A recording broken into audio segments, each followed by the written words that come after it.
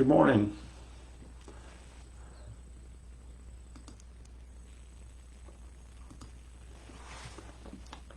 Good morning. Because I'm human, I actually started while I was still muted. So, starting over. Good morning. Welcome to Sunday. Greetings to the people I can see on Zoom, and greetings to the people I can't see on Facebook. Greetings to the people on YouTube who are watching this later. And welcome. Happy to be here with y'all. Last week, we started our exploration of the Eightfold Path. We sort of just surfed through the whole thing. And over the next few weeks, I'm going to be continuing to explore that. And the first part of the Eightfold Path, well, the Eightfold Path includes right understanding or right view, right thought, right speech, right action, right livelihood, right effort, right mindfulness, and right concentration. And today we're going to be talking about the first, right view. Different people translate it as right understanding. Some people translate it as right view. I just happen to like right view for no particular reason. But first, let's meditate.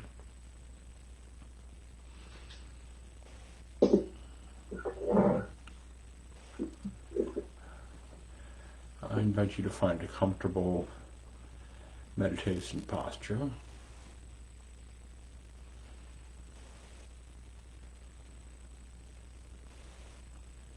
In which you are alert but relaxed.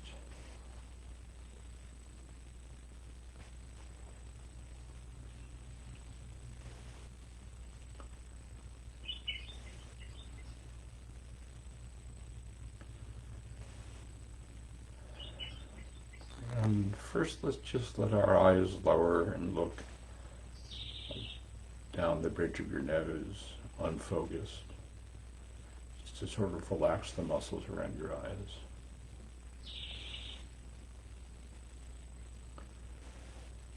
And gently close your eyes.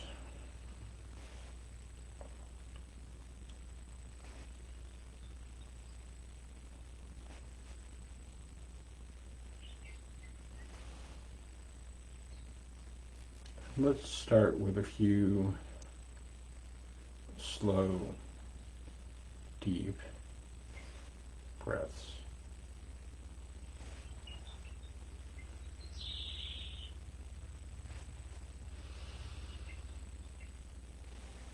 Just about 3/4,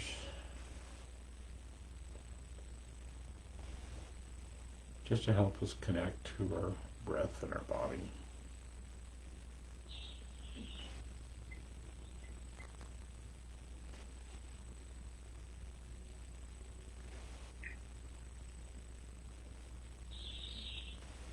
And as you breathe out, just begin to relax and soften.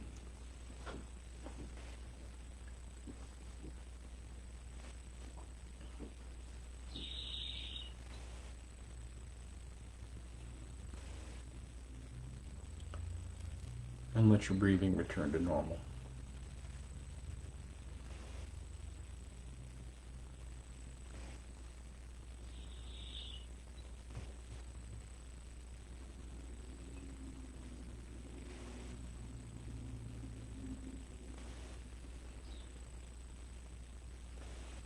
And as you exhale, just continue to relax your body and your mind.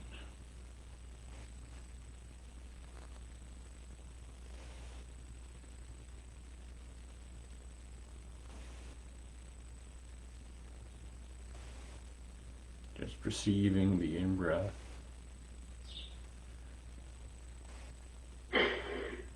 relaxing on the out-breath.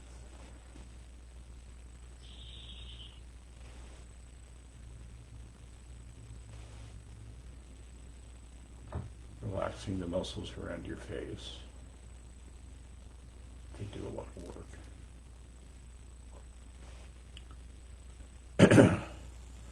Letting your eyes just rest in their sockets.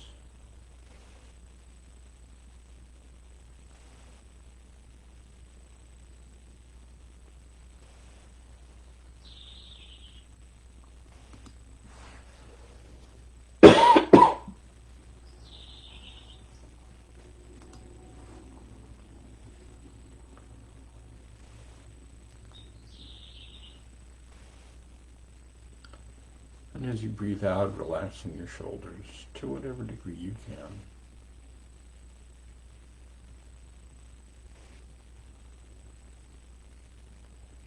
Just letting your body settle with gravity into your seat.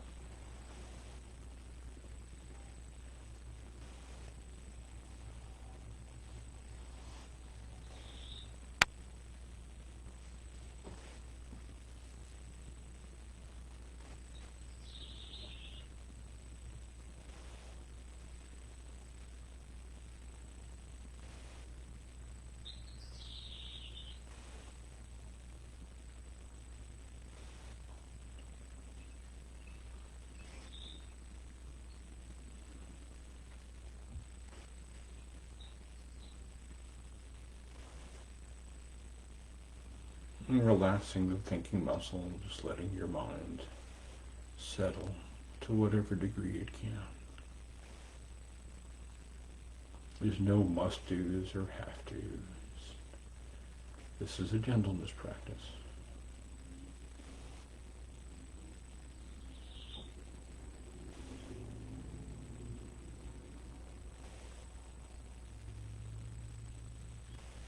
Just continuing to relax and soften, letting go of your belly and just letting it hang. We often hold our belly in tight. We're just letting that part of our body relax as we let the rest of our body relax.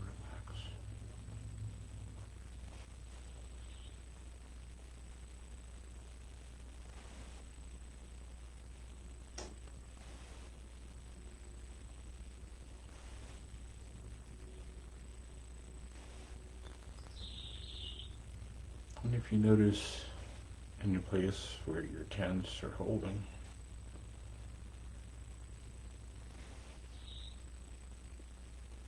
if you can relax that and smooth it out, that's okay. That would be good. If you can't, that's okay too. Just being aware of the state of your body and your mind.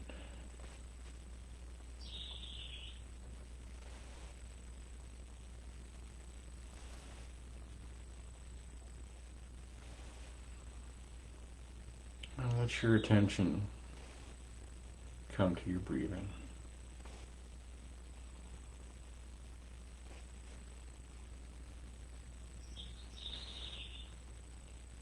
And let your focus rest there.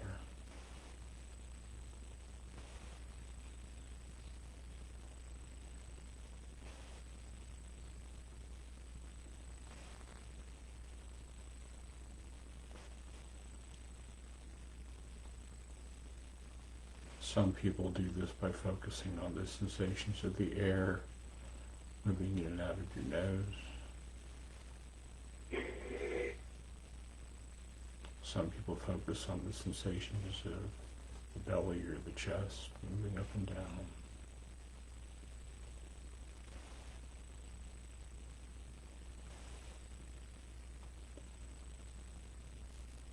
Some people focus on just the overall global awareness of the sensations of the body breathing.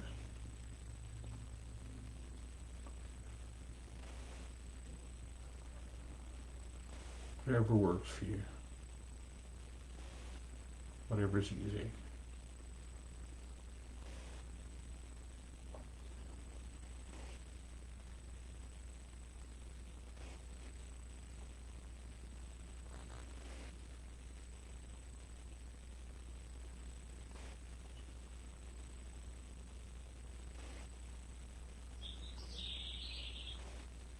mind wanders off in thought, you notice that you're thinking. That's okay. There's really nothing you can do about that when it starts. But when you notice, just notice, and begin again focusing on your breathing.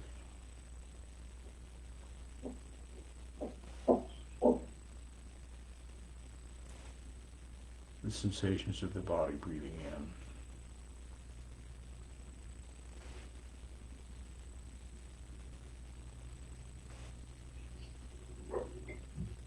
The sensations of the body breathing out.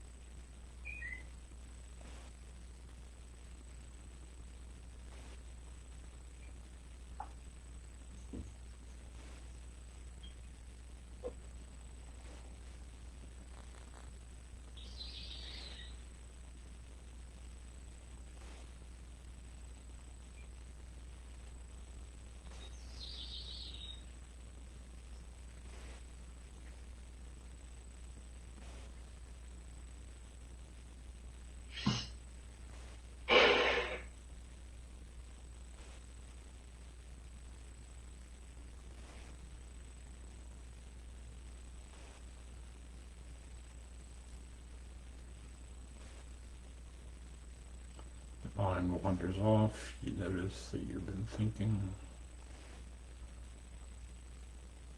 You may notice right away, or some period of time you've gone by. It's all good. You're just observing. And come back to your breathing.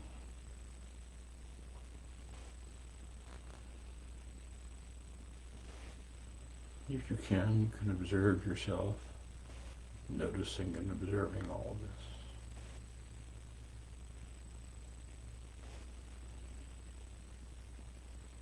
The sensations of the body,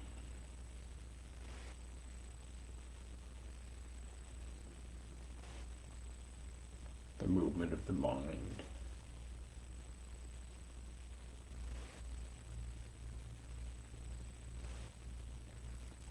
thoughts and feelings may come and go.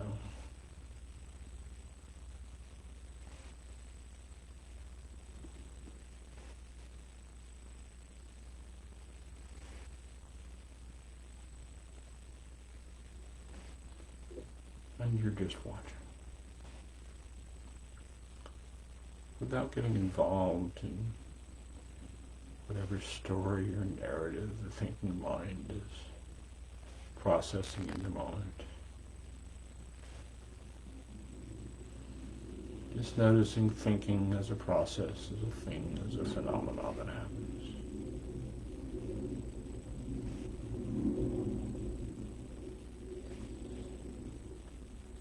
And returning your attention to your breathing again and again, as often as you need to.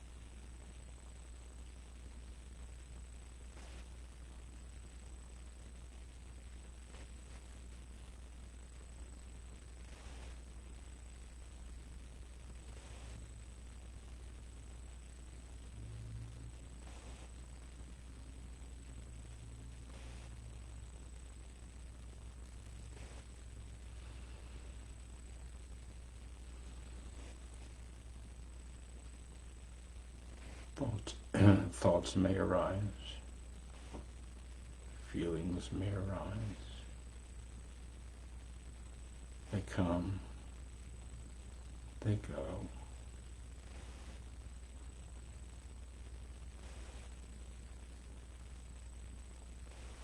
We notice.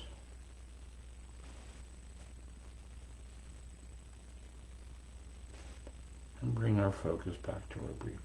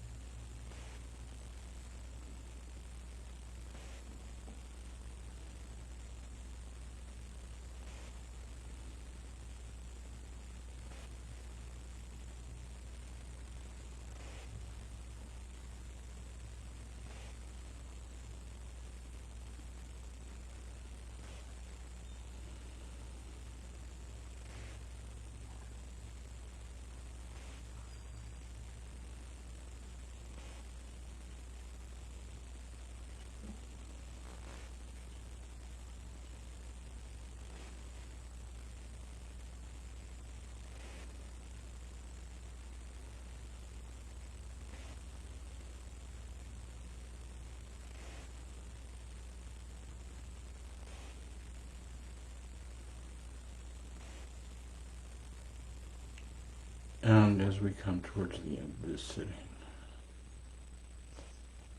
I invite you to notice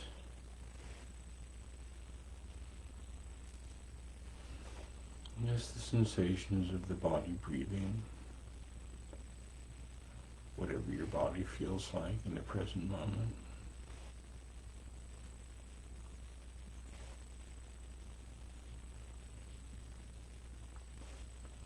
Whatever state your mind is experiencing. If it comes and goes,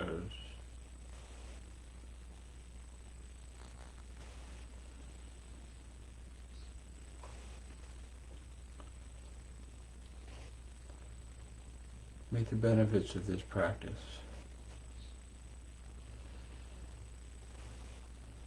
help us be awake to kindness and compassion, to view the world through kind eyes.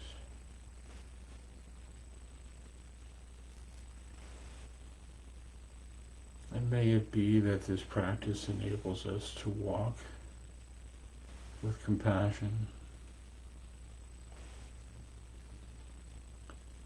and bring kindness and compassion to all of our interactions with all beings.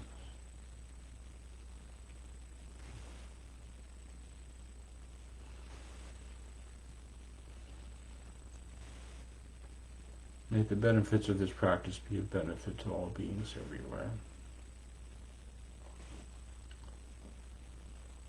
May all beings be happy. May all beings be well. May all beings be safe. May all beings be at ease and at peace.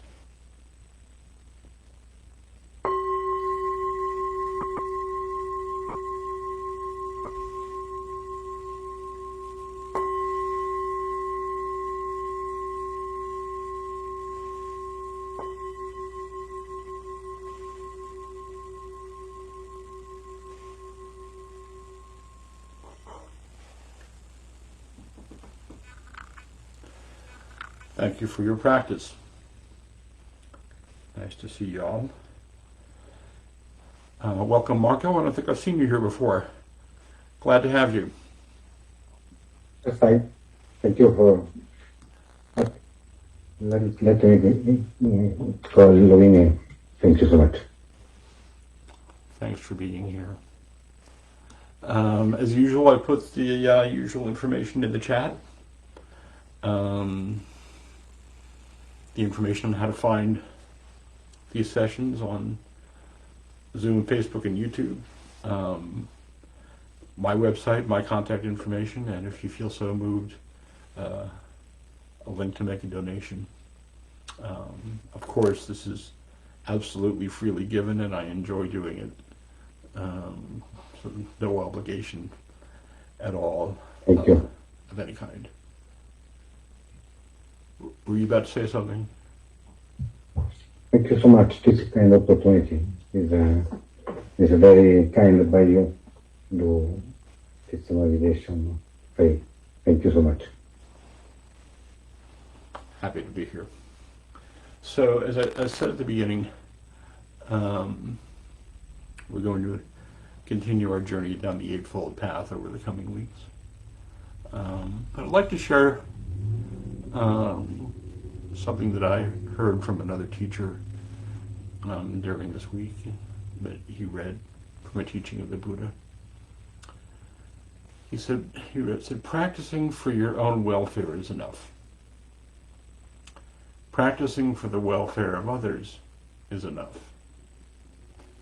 Practicing for the welfare of both self and others is enough. What I take away from that is whatever you're doing in your practice is the right thing.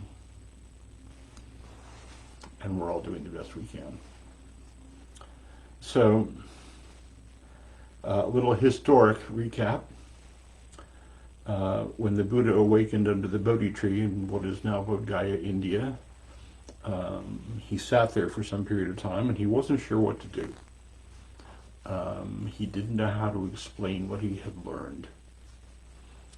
And after some period of time, he got up and started wandering again. And he came upon 5 ascetic monks who he had practiced with before, and ended up delivering his first teaching, what is known as the turning of the Dharma wheel. And in that, he taught what he called the middle way. You have extreme asceticism over here, and extreme indulgence over here, and the middle way, the path to relieving suffering. And this is what he was principally concerned with. He was not concerned with deities, he was not concerned with religious ritual, he was not concerned with whether or not you elevated him. He actually discouraged people from doing that. He intentionally avoided discussions of gods and deities. His message was about suffering and the end of suffering. And to that end, in his first discourse, he enumerated the Four Noble Truths and the Eightfold Path. And the Four Noble Truths are that life includes suffering. It's been translated 100,000 different ways. I translated it as life includes grief. There is a solution to that, there's a cause for that, and the cause is clinging to things that are impermanent. There is a solution, and the fourth truth is the truth of the Eightfold Path, which is the method, the practice, a set of practices. And the Eightfold Path are right understanding, right view, I like right view, right thought, right speech, right action, right livelihood, right effort, right mindfulness, and right concentration. And Walpola Sri Rahula, Sri Lankan monk who authored the book What Buddha Taught, referred to the Eightfold Path as a way to be followed, practiced, and developed by each individual. It is self-discipline in body, word, and mind, self-development, and self-purification. In other words, it's a set of practices. And as people who've heard me talk before know that I refer to these practices as something we repeat and repeat and repeat and repeat, the general repetitive nature of spiritual practice. It's like practicing the violin or practicing the piano. We practice these principles. And I keep coming back to a story I heard about the great musician Pablo Casals. They asked him, why do you still practice 8 hours a day? You're Pablo Casals. He said, well, I might be learning it. We practice. And it is the general nature of spiritual practice to be repetitive. So, the first part of the Eightfold Path is right understanding. And we practice remembering this. And right understanding is the essential truth of understanding things as they are. We tend to have two truths. There's the filtered truth, and there's the actual truth, right? The filtered truth is, if you imagine your mind as like a giant filing cabinet stretching out into infinity behind you, right? And something happens in front of us, and we reach back there and find something that kind of sort of maybe even might look similar, right? And we pull it out and we hang it in front of us, and that is the filter through which we see the world, which Anais Nin, one of my faves, described as we don't see things as they are, we see things as we are. That is what in the Dharma is often called relative truth. But it is not the truth as things are. And then there's the actual truth, right? What is actually happening. And as I've discussed, and we'll continue to discuss, our mind creates narratives and filters and descriptions of things. And the actual truth is what is happening apart from all of that. Because our experience, as I say, which, by the way, I stole this from Philip Moffat in his book about the Four Noble Truths. If a writer steals something, it's plagiarism. If a therapist or a Dharma teacher steals something, it's inspiration. He's the one who pointed out our experiences in two parts. Here's what happens. Here's what we tell ourselves about what happens. The actual truth is when we dispense with this part. So the first part of right understanding is practicing noticing when we are not seeing the actual truth. Mindfulness practice is largely about that. And the essential elements of right understanding is understanding the truth of the Four Noble Truths and the truth of impermanence.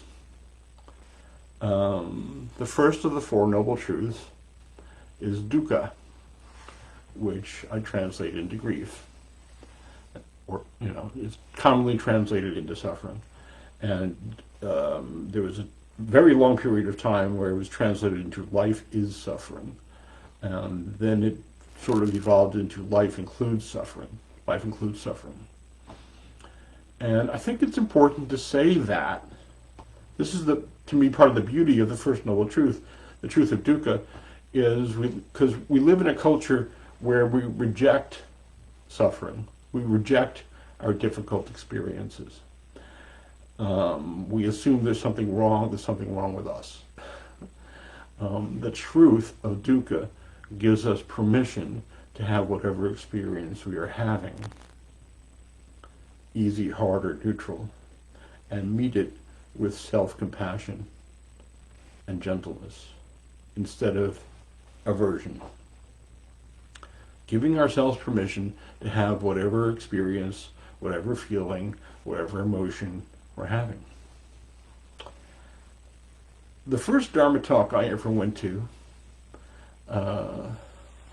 in the Bedford-Stuyvesant section of Brooklyn, Sun Sanim, who was a Korean monk, my friend John Wilson took me to see him. I think I was maybe 19. Stephen Mitchell wrote a book about him called Dropping Ashes on the Buddha. It's a really good book.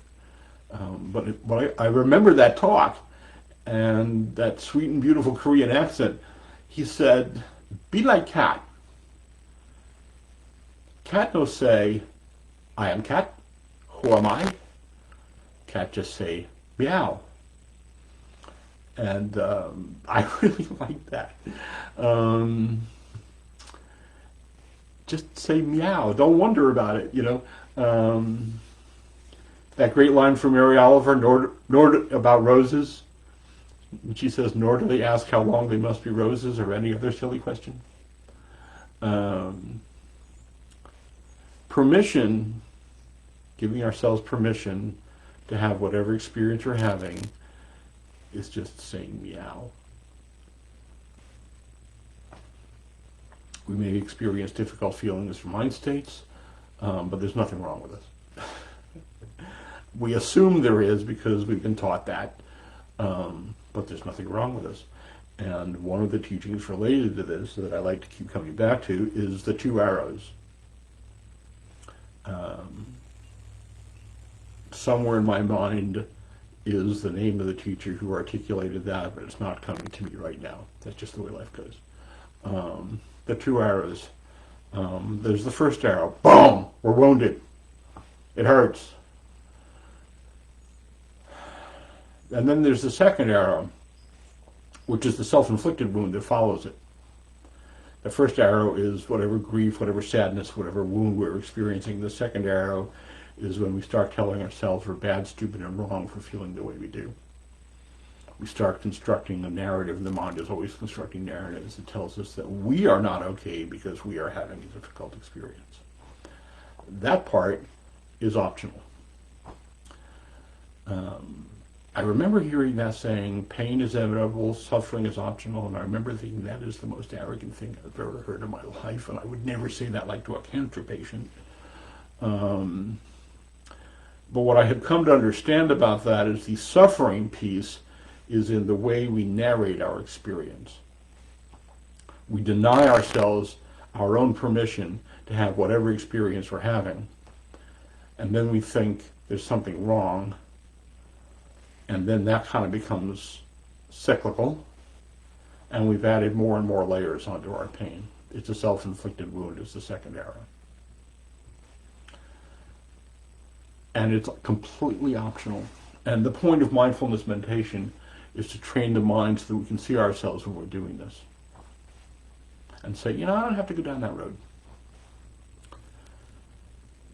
The second noble truth is that we can be liberated from this by liberating ourselves from attachment or aversion to our own experience. Excuse me, I've got this thing in the back of my throat for the last couple days. That's the way it goes. Never had issues with allergies before I moved to the Ohio River Valley. I see Carol like nodding. Yeah. Everybody I say that to around here is liberating ourselves from attachment and aversion to our experience. Something happens and we like it and we kind of cling to that. I want more of that. But because everything is impermanent, ethereal, it fades away and now we're unhappy. Something happens that we don't like that is uncomfortable. We meet that with aversion. Don't want it, don't want it, don't want it. There was a 2-year-old in my life at one point in time who basically recently graduated from college. So this is some time ago. Whenever something happened that he didn't like, he'd say, don't want it. So I refer to it as channeling my inner 2-year-old. He has long forgotten that. Also, when he was 2, we taught him to say, yo mama, when his mother came home. And she was the only one who didn't laugh, which made it really funny. That's just completely aside. But I have a choice as to whether I'm going to channel my inner 2-year-old. I have a choice as to how I'm going to meet my experience. So instead of meeting it with some form of attachment and conversion and being stuck in this, stalking the wild pendulum my whole life, instead, I can lean into self-acceptance and self-compassion. Instead of, Ken, you're not okay, how about, Ken, it's okay, you do the best you can. I invite you to spend some time today just remembering that you are doing the best you can. It's good enough. As I said back at the top, practicing is enough. In Alcoholics Anonymous, they talked about practicing these principles in all of our affairs. They don't say, okay, now you got it, go forth, and don't screw up. We're doing the best we can. So meeting dukkha by knowing that the narrative that we attach to it is not necessarily true. Right? Someone asked Suzuki Roshi, the founder of the San Francisco Zen Center, if he could like briefly sum up the teachings, and he said, not necessarily so. The narrative we attach is the thinking piece, and the narrative, the story that we tell, is a combination of past experiences, whatever we had for breakfast, what we think might happen tomorrow, a conversation we had yesterday, a little bit of what's happening now, all kind of mishmashed together and presented as our present moment experience, because the mind does that. And one of the points of mindfulness meditation is to be able to look at the mind and how it works and recognize when it is not serving us. Because there are parts of the mind that actually don't serve us. Those are conditioned parts of the mind, because I really believe that in our essence, we are whole and well and always moving in that direction. But we're just easily distracted. So meeting our experience with kindness and gentleness can be as simple as remembering to breathe. When we're amped up and upset, one of the things that's going on is our body is going, and our mind is racing. And the reason why the body does that is its first instinct is to try to pull in more air, and it doesn't realize that it's doing the exact opposite of what that needs. When we slow down our breathing, and you can do this anytime, just take some deep breaths into your belly.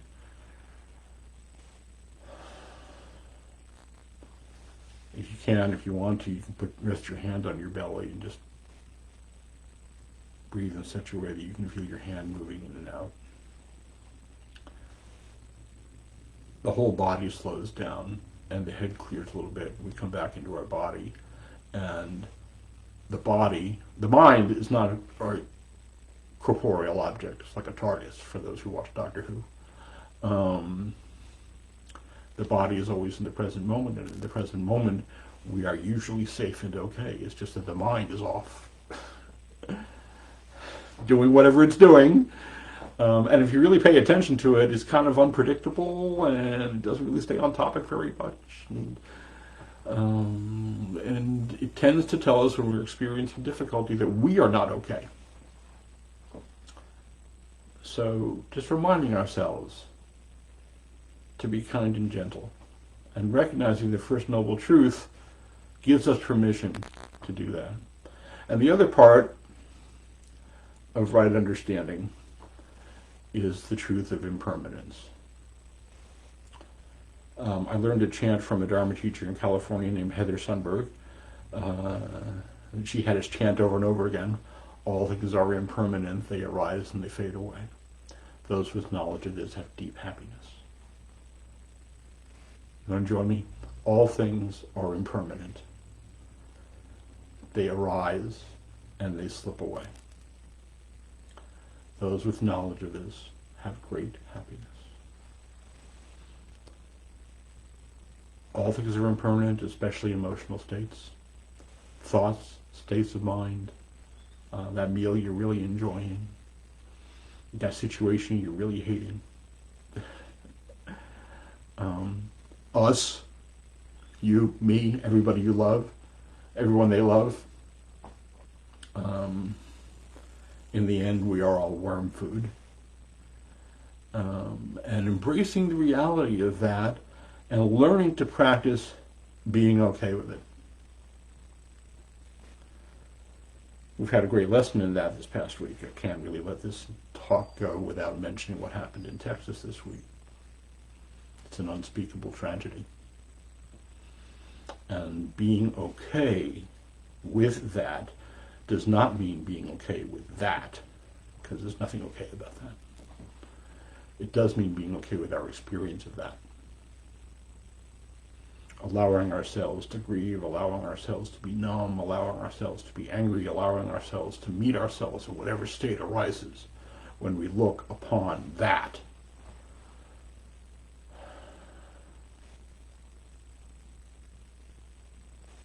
Giving ourselves permission to be in our experience.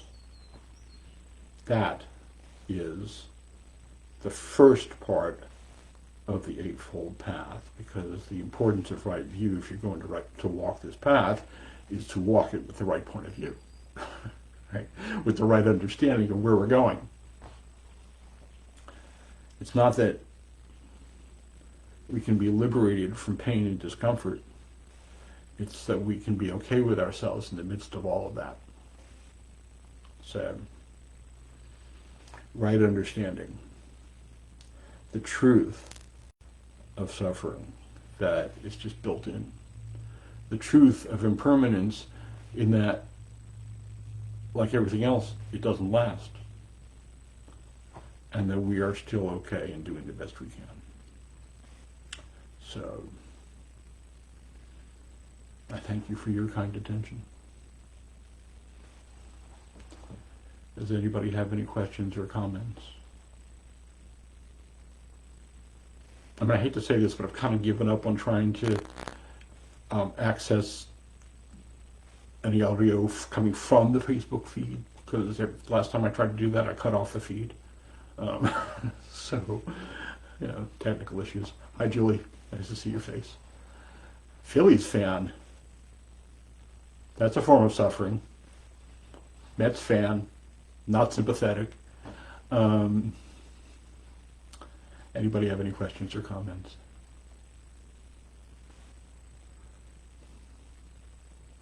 All right then.